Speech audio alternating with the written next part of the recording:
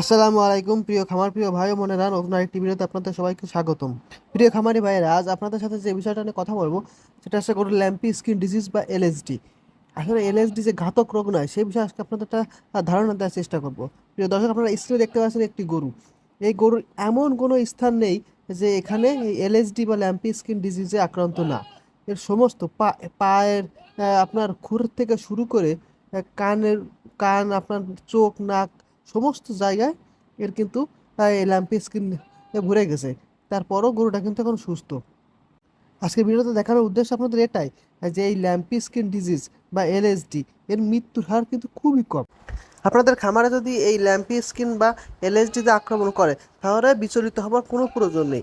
আপনারা প্রাথমিকভাবে কিছু ট্রিটমেন্ট দিবেন, আশা করা যাবে আস্তে আস্তে আপনারা সুস্থ হয়ে যাবে। আরেকটা বিষয় খেয়াল রাখবেন, যে আপনারা কখনো অ্যান্টিবায়োটিক এই ক্ষেত্রে কখনো অ্যান্টিবায়োটিক ব্যবহার করবেন না। কারণ এটা এই যে এলএসডি বা ল্যাম্পি স্কিন ডিজিজ এর যে প্রকৃত কোনো ওষুধ সেটা কিন্তু এখনো পর্যন্ত তৈরি হয়নি।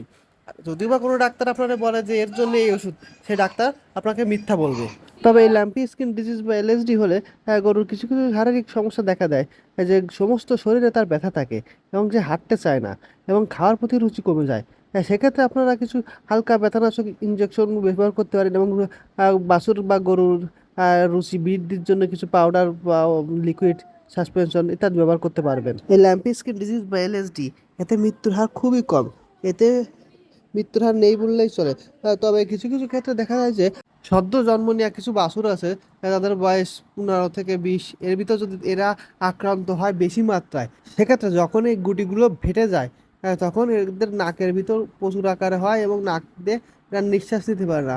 পরবর্তীতে শ্বাসকষ্ট শুরু হয়ে যায় এবং অবশেষে এই শ্বাসকষ্ট আক্রান্ত হয়ে মারা যায়। তবে এলএসডিতে আক্রান্ত হয়ে মারার রেকর্ড নেই বললেই চলে। তাই খামারি ভাইদের কাছে একটা রিকোয়েস্ট, যদি আপনার খামারে এই ধরনের সমস্যা এলএসডি বা ল্যাম্পি স্কিন ডিজিজে দেখতে পারেন, তবে বিচলিত হওয়ার কোনো দরকার নাই। কিছুদিন পর এমনি সেরে যাবে।